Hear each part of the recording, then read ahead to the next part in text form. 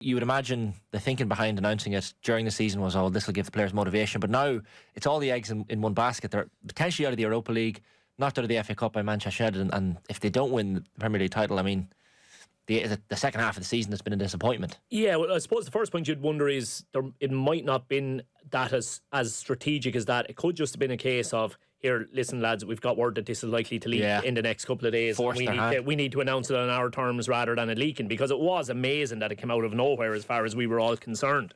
So they probably wanted to be upfront. Well, they wanted to get out ahead of it, if that makes sense, if there was any chance of it leaking.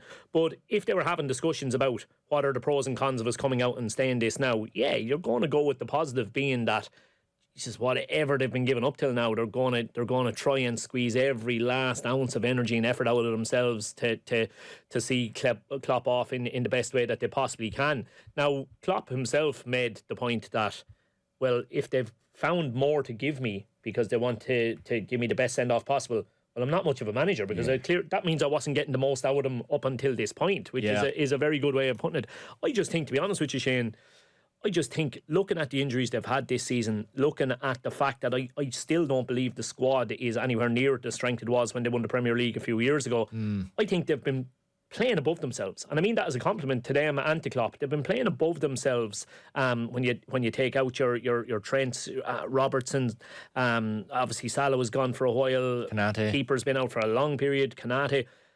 I think it's amazing that they have put themselves in such a strong position to still go and win it. I just always felt that it might run out of steam, because it's so hard to stay playing. You can play above yourself for 2-3 months, maybe you might get 2/3 of a season.